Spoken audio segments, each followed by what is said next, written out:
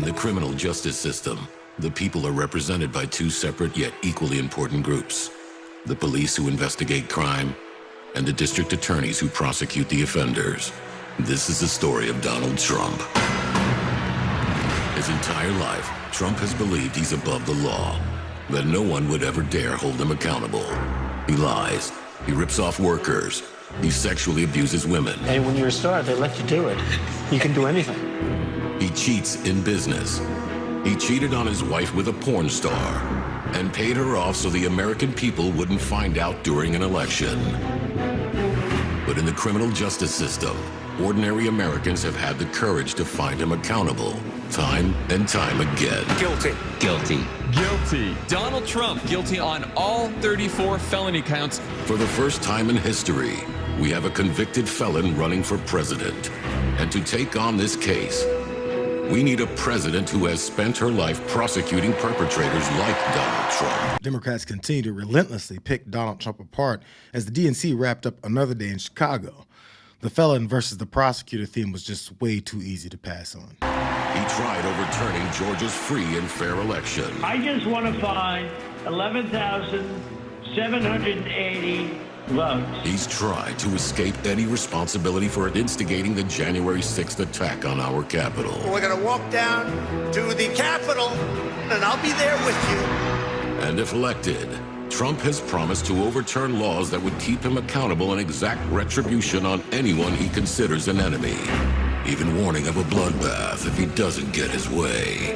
So we, the people, have a chance to render our own verdict on Donald Trump. We are the jury he most fears. When we vote this November, we vote for justice. When it's all put together in a comprehensive way like that, it reminds everyone of his illegal acts. To fully see who the GOP has decided to form their beliefs around, the party that ironically begged for everyone else to be locked up. Donald Trump fell asleep at his own trial, and when he woke up, he made his own kind of history. The first person to run for president with 34 felony convictions.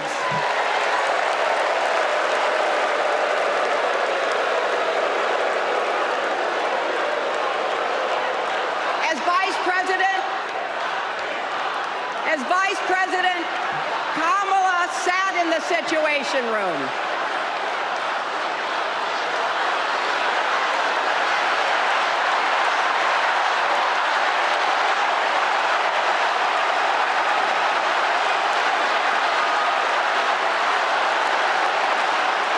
So while Hillary Clinton enjoyed the chance, the former president made several cops stand up behind him for an hour while he rambled off lies about how much he loves law enforcement, except for the ones investigating and prosecuting him, of course. They just have it out for the police. Nobody knows why. I don't understand why. From a common sense, I like to say the Republican Party is now the party of common sense. Conservative, yeah, I guess conservative. It doesn't matter. It's the party of common sense. We want to have borders. We want to have strong police protection. We want a military that can protect us. We want great schools, school choice, ideally. We want to have a good life. We want to be safe. But let's review Kamala's pro-crime, anti-police record. She repeatedly endorsed defunding the police, which I said, and it's at a level that, and it never goes away. You know, when you're a defunder or when you are even a politician, your first thought usually is the thought that you go with. If she ever had a chance, she would do whatever she could to defund the police, because that's where her spirit is, that's where her heart is. And we can't have a president like that. Isn't it crazy how Vice President Harris stole Trump's soul in just a month? It's not that he didn't come out swinging energetically about any and everything that he could think of to take her down. It's that all he could come up with was how disqualifying it is to be a woman of color that laughs. And now that she's making progress with voters he thought he didn't have to work for, his expectations for their loyalty is disappointing the hell out of him. So when I return to the White House, we will stop the plunder, rape, slaughter, and destruction of our American suburbs, our cities and towns. And I think that women living in the suburbs, I keep hearing about the suburban woman doesn't like Trump. Well, I think it's a fake poll, because why would they like me? I keep the suburbs safe. I stopped low-income towers from rising right alongside of their house, and I'm keeping the illegal aliens away from the suburbs. I think that they like me a lot. I think it's a lot of fake polls. We've seen a lot of fake polls over the years. I was not supposed to win anything, and we won the big one. He legit thinks his bigotry is normal. He thinks it's natural to wholeheartedly believe that leaders are tasked with separating what he sees as good, pure white people from poor people or immigrants. How can suburban women be abandoning me when I vow to mistreat the needy and direct the police to target desperate migrants however they see fit? He reposted this on his Truth Social. If you're a woman, you can either vote for Trump or wait until one of these monsters goes after you or your daughter. That caption that could have been written around 1915 or so to continue to perpetuate the incredibly feeble mindset that pristine white folks should fear people with darker skin that are coming for your wives and daughters. He's completely unashamed about his belief that migrants are savages, wired to destroy a white person's world. So before they attack your family, you'd better attack them. He can do it because his party is uncomfortable not being the ones catered to, for once. I think that there wasn't a lot of outreach to the Tim Walz part of the party. You know, if you're a white working class guy in Erie County, Pennsylvania, nothing spoke to you last night. They weren't going after those voters, the Tim Walz voters last night. It was geared towards, specific, very heavy on abortion, right? Lots of women of color and women. So you're right, that my demographic was not the target last night. And so I thought that was kind of interesting. They're children. These infantile men are whining because the organizers at the DNC decided to discuss the concerns and needs of women, migrants, workers, people of color, and the LGBTQ community. After hundreds of years of this country catering to and working in the best interests of rich, white, straight men, these guys are crying because other Americans are being considered. Here's some of that outreach that David Urban there was offended by. This is one of our willow boxes. This was the outfit that she was gonna maybe wear home from the hospital. There's her little...